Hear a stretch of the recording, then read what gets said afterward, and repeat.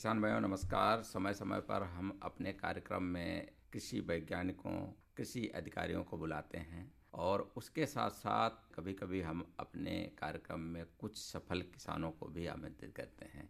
और वो किसान जिन्होंने अपने क्षेत्र में कुछ न कुछ ऐसा करके दिखाया है जिससे उन्हें देश के कोने कोने में जाकर कहीं न कहीं उनको सम्मान मिलते हैं। ऐसे ही आज हमारे साथ किसान हैं, क्यों न उनका परिचय उन्हीं से कराया जाए।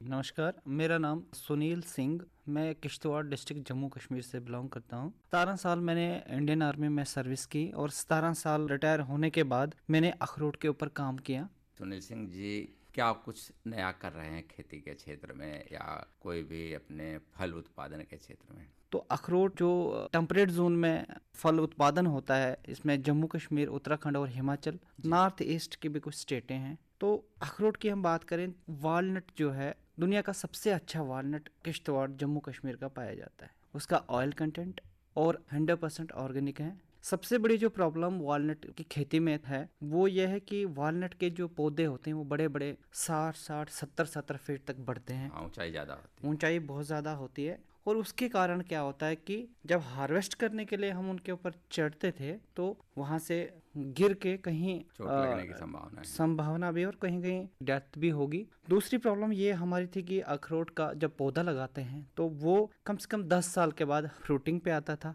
ये भी बड़ी एक प्रॉब्लम थी कि 10 साल तक वेट करना है, फिर थोड़ा सा उसमें सैंपल आएगा और 20 साल के बाद ही उसके ऊपर हम कमर्शियल हो सकते थे। तो हमने स्पेशली वालनट चुना। वालनट के ऊपर हमने काम किया कि इसकी हाइट के ऊपर काम किया जाए कि इसकी हाइट कैसे कम करें और इसका जो फ्रूट की उत्पादन है वो कैसे हम जल्दी लाएं जो दूसरे तीसरे साल पे फ्रूटिंग पे आ जाए। तो सबसे पहले हमने ग्राफ्टिंग के ऊपर काम किया। हमने वालनट के पौधे ग्राफ्ट किए और उनकी जो हाइट है 15 से 20 फीट तक सीमित होगी और जो फल हम 10 साल के बाद लेते थे वालनट के ऊपर वो तीसरे चौथे साल में ही फल आने लगा। तो इसमें आपने क्या कुछ किया ऐसा?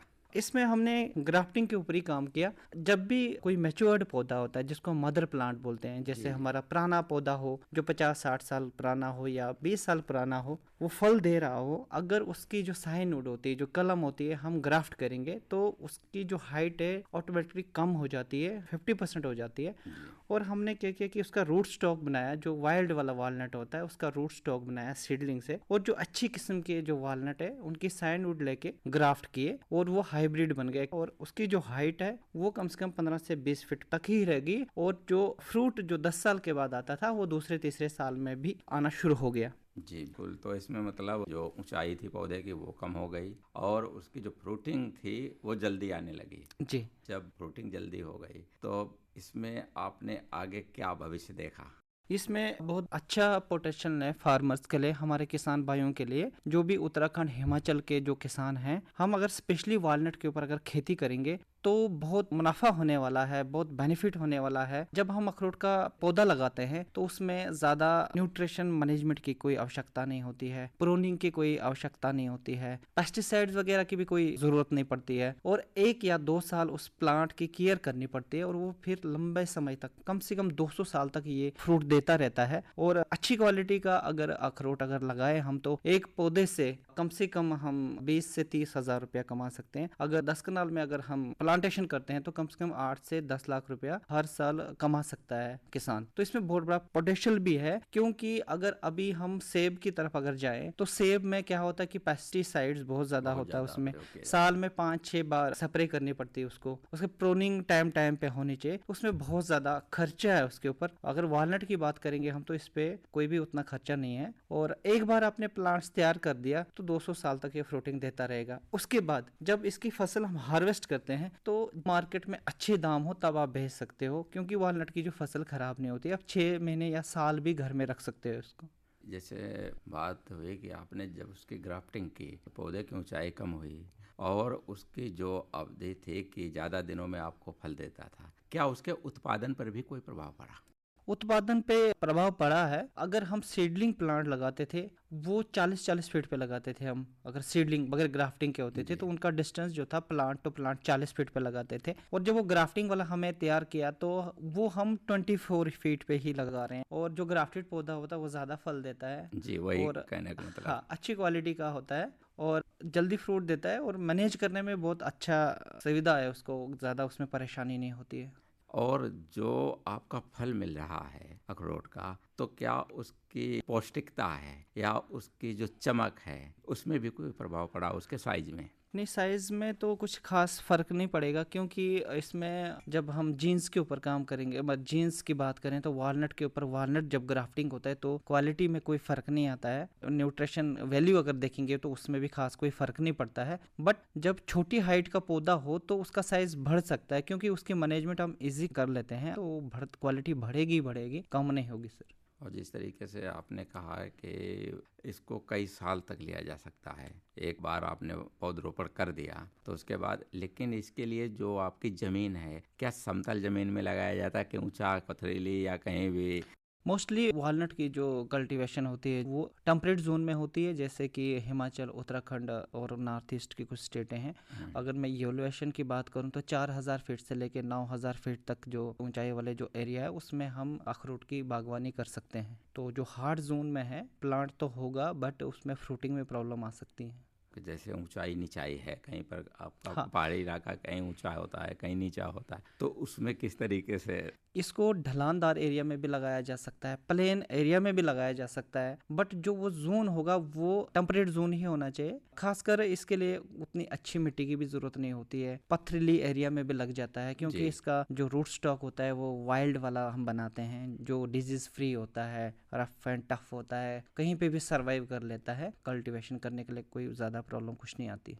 जैसे जो पहाड़ी इलाकों में बहुत से पौधे जंगलों में हवाई द्वारा भी उसमें बोए जाते हैं, और बहुत सी जगह हमारे किसान भाई उनको रुपाई भी करते हैं, तो इसका किस तरीके से आप रुपाई करते हैं? हम पहले खड्डा खोदते हैं, 3x3 का खड्डा खोदते हैं, और उसमें कंपोस्ट डाल जी। के बाद में डायरेक्ट हम 15 दिसंबर से लेके 15 फरवरी के बीच में जो टाइम होता है प्लांटेशन का, उस समय इसका रोपाण करते हैं सर। मान लीजिए जो आपने लगा दिया और उसके बाद फलत स्टार्ट हो गई, तो उसके बाद इसकी जैसे तुड़ाई है, तुड़ाई के बाद में उसकी पोस्ट हार्वेस्ट है, तुड़ाई के बाद भी उसमें बहुत सी ऐसी प्रक्रियाएं होती हैं, वो आप कैसे करते हैं जी, बाजार तक ले जाने तक? सबसे पहले जब ये पौधा हार्वेस्ट होता है, मोस्टली ये अक्टूबर नवंबर में हार्वेस्ट इसको करते हैं हम, तो सबसे पहले इसको झाड़ा जाता है किसी स्टिक के साथ, और नट के ऊपर जो एक हस्क होता है, ग्रीन हस्क बोलते हैं उसको, वो लगा होता है, वो उतारना होता है। वो नट के ऊपर जो ऊपर वाली लेयर जो ग्रीन हाँ वाली, हाँ, उसको अलग हाँ करना जो पड़ता है। कड़ी वाली है हाँ, परत। ग्रीन वाला अलग करना पड़ता है, और उसके बाद जो नट रहता है उसको सुखाना पड़ता है। जी। सुखाने के बाद अगर इसके ऊपर और अच्छा काम करना चाहेंगे हम, कि उसको तोड़ते हैं, गिरी अलग करते हैं, जी। वैल्यू एडिशन करते हैं, वैक्यूम पैक करते हैं, तो जितना इसको हम वैल्यू एडिशन करते कर बहुत सारी प्रक्रिया इसमें कर सकते हैं। तो किसान अगर चाहे तो डायरेक्ट भी मार्केट में बेच सकता है, किसान अगर चाहे, आज सरकार तो बहुत सारी स्कीमें देता है, उसकी यूनिट, वालनट की प्रोसेसिंग यूनिट लगा सकता है, वहीं घर पे तोड़ के वैक्यूम पैक करके और इसको लेबलिंग करके मार्केट में अच्छे दामों में बेच सकता है।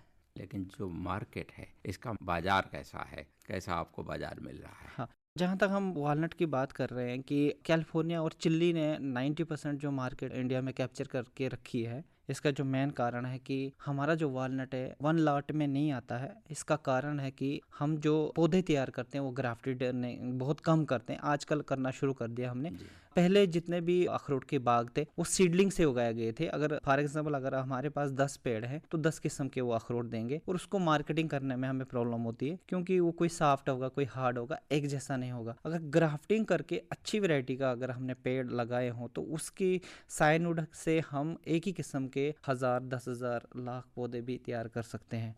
सरकार कई चीज़ों को बढ़ाने के लिए कार्य कर रहे हैं, जैसे वन डिस्ट्रिक्ट वन प्रोडक्ट की बात करती है, तो उसी तरीके से क्या अखरोट को भी बढ़ाने के हाँ, लिए कोई कार्य कर रही है? हाँ, बिल्कुल सही sir. One district one product में जम्मू कश्मीर की 2 डिस्ट्रिक्ट आई हैं वालनट में। एक डिस्ट्रिक्ट कुपवाड़ा जो कश्मीर रीजन में उपस्थित है, जी। और दूसरा डिस्ट्रिक्ट किश्तवाड़ है जो जम्मू डिवीजन में प्रेजेंट है। तो वन डिस्ट्रिक्ट वन प्रोडक्ट का जो वालनट का एक डिस्ट्रिक्ट किश्तवाड़ दिया है, एक डिस्ट्रिक्ट कुपवाड़ा दिया है। बिल्कुल वहाँ पे नट्स के ऊपर अभी काम हो रहा है, बट हम लाखों पौधे तैयार करते हैं, वालनट ग्राफ्टेड पौधे हम उत्तराखंड, हिमाचल में सप्लाई करते हैं पौधे। सबसे बड़ी जो प्रॉब्लम है अभी इंडिया में कि हमें ग्राफ्टेड पौधे अवेलेबल नहीं हो पाते हैं। इसका सबसे बड़ा जो कारण है कि वालनट में जो ग्राफ्टिंग सक्सेस रेट है वो बहुत ही कम है, 40 से 50% है। चाहे हम पॉली हाउस में करें या हम ओपन में करें, तो उसमें क्या है कि जो हमारी सक्सेस रेट है वो 40 से 50% पे ही रुक जाती है। इस कारण से हमारे पास जो वालनट की प्लांटेशन की अवेलेबिलिटी बहुत कम है। तो हमने इसके ऊपर भी काम किया, ग्राफ्टिंग के ऊपर भी काम किया, काफ़ी प्रैक्टिस की और हम 95% तक इसमें वालनट ग्राफ्टिंग की सक्सेस रेट में पहुँचे हैं। तो आप इतना अच्छा कार्य कर रहे हो तो निश्चित तौर पे किसी न किसी तरीके से आपने कहीं न कहीं कोई पुरस्कार वगैरह भी जीते होंगे। पुरस्कार की अगर बात करें तो पहले हम डिस्ट्रिक्ट लेवल पे डिप्टी कलेक्टर ने अवार्ड्स दिया है, उसके बाद नेशनल लेवल पे भी हमने अवार्ड लिए हैं। HNB होनबी के साथ, ज्ञान के साथ मिलके नेशनल लेवल का अवार्ड है। उसके बाद अभी 26 जनवरी के दिन भी हमारा जो अवार्ड हुआ स्टेट लेवल का, और उसके बाद हम झांसी में गए, वहाँ इंटरनेशनल सबमिट था हॉर्टिकल्चर का, वहाँ पे भी हमने अवार्ड लिया। और अभी रिसेंटली यहाँ ICR पूसा मेला में आया हूँ, यहाँ पे भी हमें फार्मर इनोवेटिव अवार्ड के लिए घोषित जी, किया। आपको ये भी जी अवार्ड आपको मिला है, जी सर, तो आपको कैसा लग रहा है? अच्छा लग रहा है, प्राउड फील हो रहा है। जी बिल्कुल, निश्चित तौर पे हम तो चाहेंगे कि जिस तरीके से आपने पूसा में इनोवेटिव फार्मर्स का अवार्ड लिया है, उसी तरीके से और भी किसान अगर आके आते हैं और कुछ न कुछ नया करते हैं तो उन्हें भी आगे बढ़ने का मौका मिलेगा।